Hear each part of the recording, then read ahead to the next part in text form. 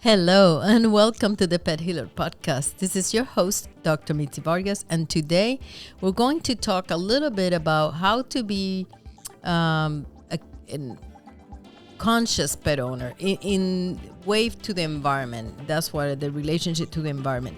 And the reason is this, I got inspired about this topic because I was recently in Brazil and I just saw how the Brazil is the lungs of the planet and how we are all connected. What happens in one country with deforestation can affect all of us.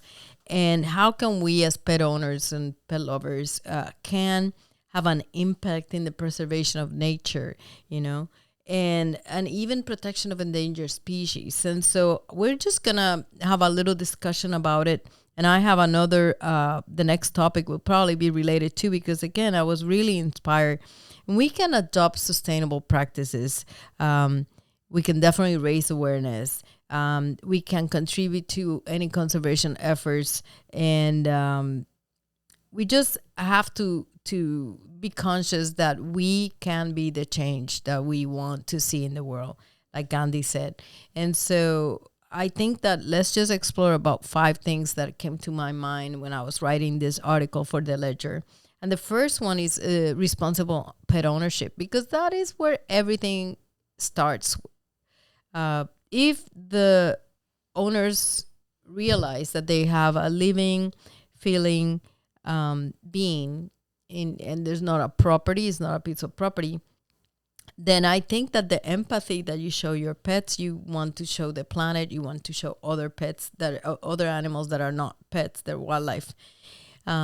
A very common thing that we hear is adopt, not shop. And that is really, important, because there are so many pets that need homes, and we don't actually promote the exploitation of animals by breeders or backyard breeders, irresponsible breeders.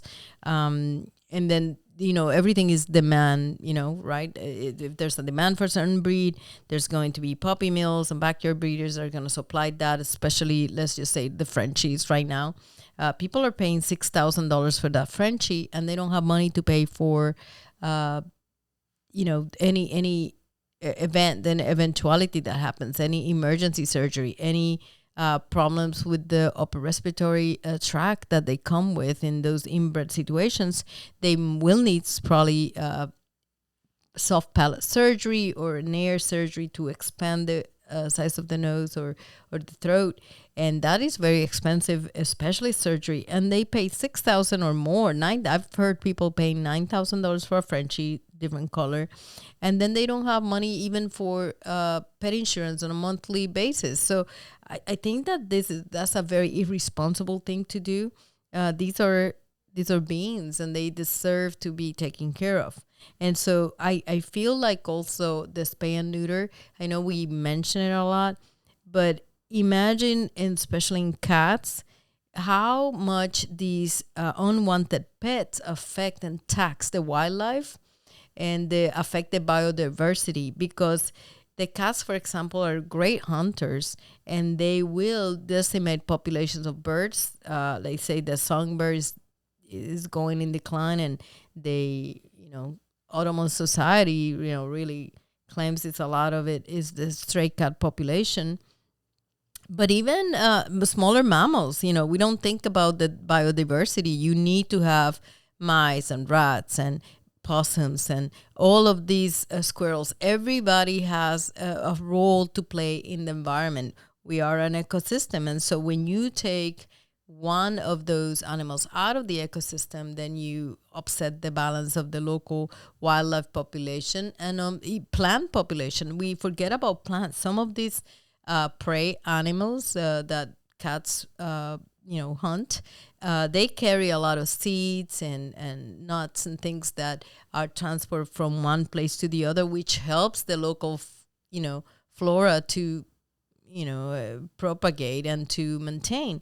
And so when you take those out, and some birds also do their part, and so when you do that, then you really are affecting your local and perhaps even planetary wildlife and flora. And the other point that I wanted to bring about is how we can support the organizations. Your money is also your voice. So when you support, when you boycott products that are irresponsible with the environment, they're dumping things in the rivers, or they are just polluting with plastic, or they are just testing on animals. When you boycott those that do that, your money is talking. Your money is exposing your ideals, right? You're standing behind your ideals by not using or utilizing those products. Fair trade food, coffee, fair trade. There's everything: chocolate, coffee, a lot of things that we use on the daily. They, if you support the organization that is a fair trade, or that is organic, or that is um, gives back a portion of the profits to conservation efforts, then you're really helping. There are many really research organizations that are for wildlife preservation conservation, and one of them is Worldwide Fund, and that is a pretty reputable one, where most of the money that is collected goes to actual research and conservation and habitat restoration and anti-poaching efforts. But you can research organizations and look at and see if they align with your values. But I really feel that by contributing your money financially to these organizations, and by boycotting those that are against your values, that you have a voice and you have an active part in conservation of our planet and our biosphere. And always remember the local efforts, like your local shelter, our Humane Society or SPCA. They need volunteers. Sometimes you don't have the money to give. Well, give your time, give of yourself. And it's a small step, but it actually all adds up. It really, no effort goes unnoticed, or it goes wasted. They all add up to a better future for our planet and ourselves. And then another thought that I got was to promote sustainable consumption. Because again, what I mentioned about the plastic pollution, the plastic is the main pollutant that is killing most of the sea life right now. And it's going to be there for 300 years. It doesn't degrade as we would think. And there's a lot of things that we can use on a daily. If you're a dog owner, you have the pet waste bags, and if you walk around with them, you can buy biodegradable pet waste bags. They're a little bit more expensive, but when you put your money towards something like that, you're living your values. And so the biodegradable waste bags substitute plastic bags that stay in the environment for 300 years, and they fill the landfill. Whereas these biodegradable waste bags, you can even put it in your compost if you want, but it will degrade. Organic food and cruelty-free grooming products, those are all, again, telling you your values, telling who you are with your purchases. I would definitely avoid purchasing fur from animals, or any parts of the animal, like ivory. I mean, the ivory is pretty banned everywhere, but still people get it. But any exotic animal skins, there's not really a good thing. You have to be conscious, be empathetic, and discourage any kind of illegal wildlife trade. Because when you buy those boots that are made out of, an exotic snake or crocodile, then you are having the demand for those farms or breeders, or worse, poachers, to find those animals, kill them, sometimes not in the best humane ways, to offer that skin or fur. And so definitely your efforts was going to be the best gift for the environment. Then how about going a little step further and creating a wildlife friendly yard? So the funny thing is you can transform, even if you said, well, I don't have a house, I don't have a yard, even your balcony. I've had a friend in Costa Rica. She's in her balcony. She has water.